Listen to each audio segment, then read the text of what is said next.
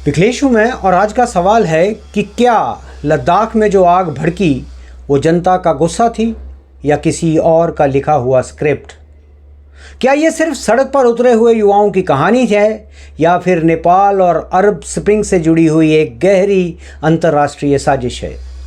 दोस्तों, जब भी हम लद्दाख का नाम लेते हैं तो हमारे दिमाग में क्या आता है? बर्फ़ से ढकी हुई चोटियाँ, शांत घाटियाँ, बौद्ध मठों की घंटियाँ और आसमान के नीचे फैला हुआ सन्नाटा। एक ऐसी ज़मीन जहाँ युद्ध के निशान भी चुपचाप जम चुके हैं और जहाँ हर पत्थर हमारी सरहद की पहरेदारी करता है। लेकिन आज वही लद्दाख जो शांति और सुकून का प्रतीक था, अचानक हिंसा और आगजनी का मैदान बन गया। लोग सड़कों पर है, पुलिस और सीआरपीएफ घायल है, 4 लोगों की जान चली गई। और ये सब ऐसे ही नहीं हुआ। ये सब किसी इत्तेफाक का नतीजा नहीं था। ये किसी और के इशारे पर रची हुई एक स्क्रिप्ट थी और आज इस स्क्रिप्ट को मैं आपके सामने खोलूँगा। 24 सितंबर की तारीख थी। लद्दाख के लोग 4 मांगें लेकर प्रदर्शन कर रहे थे और पहली मांग थी अलग राज्य का दर्जा, दूसरी थी 6ठी अनुसूची के तहत संवैधानिक सुरक्षा मिलना और तीसरी लेह और कारगिल का अलग अलग लोकसभा सीट घोषित होना और चौथी सरकारी नौकरियों में स्थानीय लोगों को प्राथमिकता।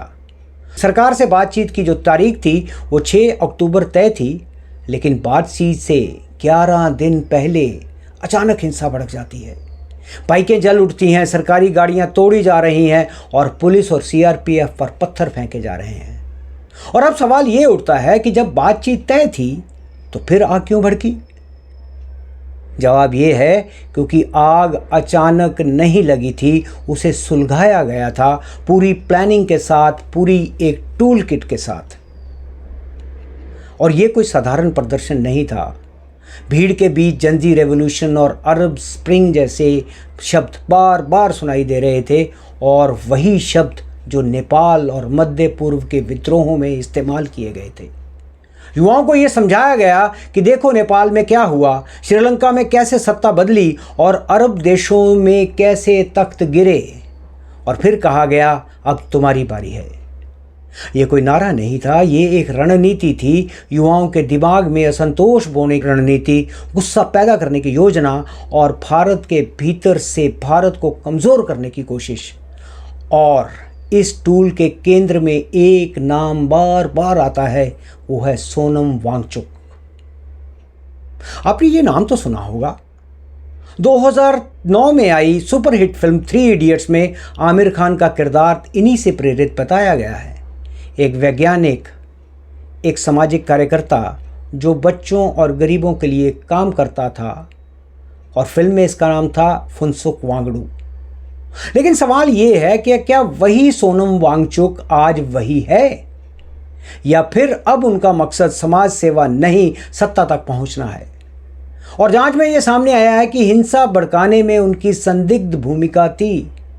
सरकार ने उनकी जो संस्था है students education and cultural movement of Ladakh यानी कि सेक्मॉल, उसका विदेशी फंडिंग लाइसेंस रद्द कर दिया है।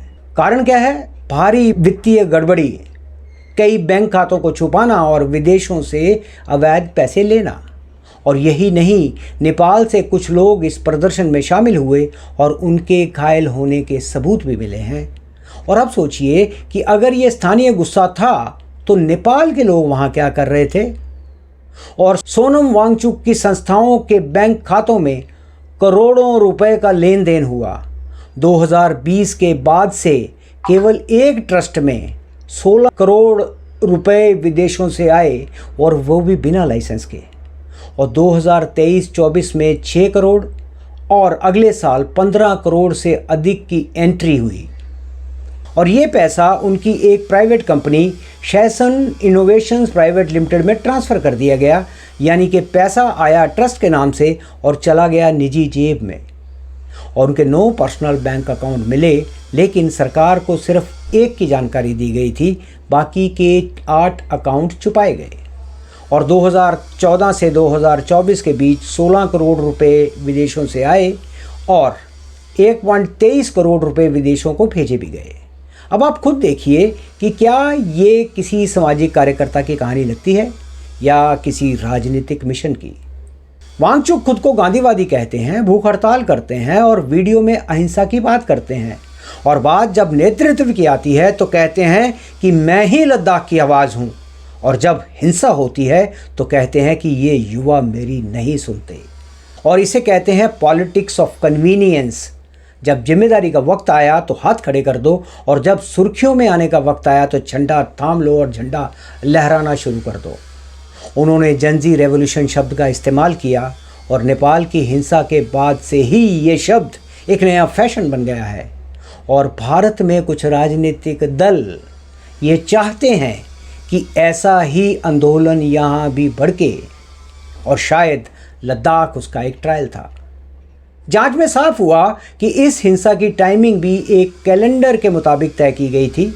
8 सितंबर नेपाल में जनजी आंदोलन, 24 सितंबर लद्दाख में हिंसा, और 6 अक्टूबर सरकार और संगठनों के बीच बातचीत की तारीख। क्या ये महज इत्तेफाक है या फिर एक अंतर्राष्ट्रीय स्क्रिप्ट का हिस्सा है?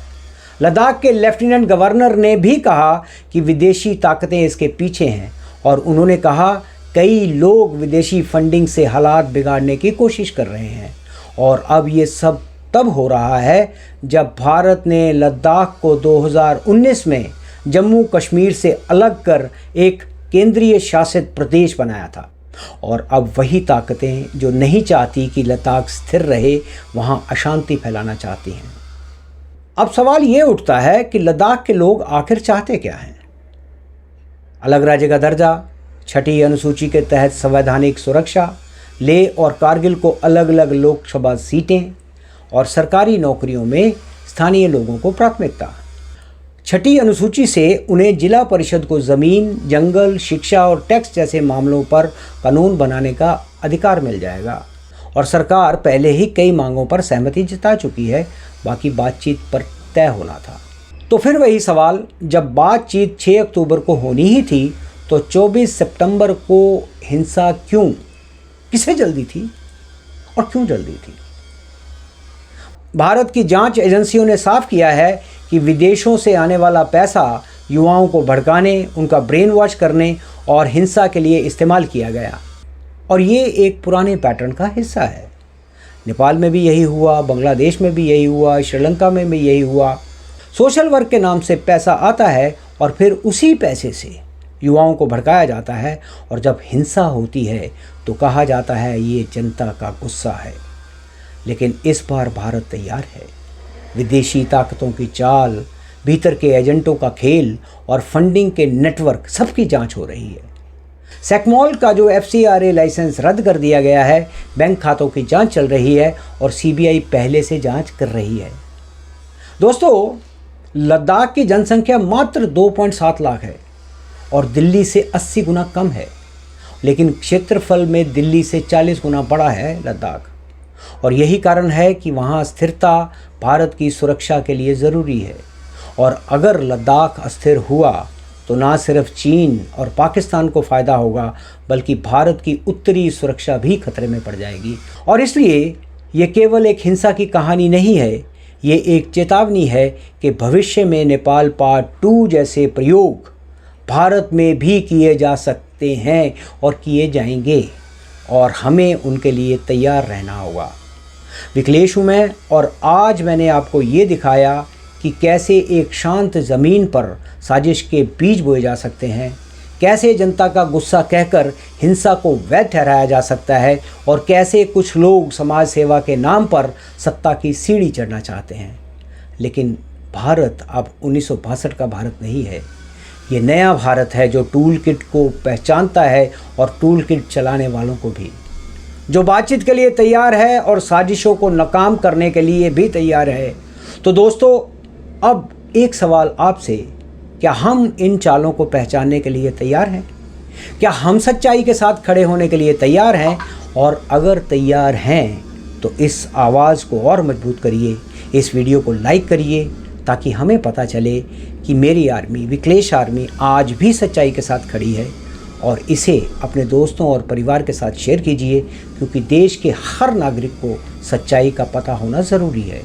और अगर आपने अभी तक नहीं किया है तो इस चैनल को सब्सक्राइब कीजिए, ताकि जब हम अगली बार कोई नई साजिश को आपके सामने लाएं तो सबसे पहले आपके मोबाइल पर वो आवाज़ गूंजे। और याद रखिए, आप सिर्फ दर्शक नहीं हैं, आप हैं इस देश की सच्चाई के सिपाही। तो अगली कहानी आने तक आप स्वस्थ रहिए, व्यस्त रहिए। जय हिंद, जय भारत।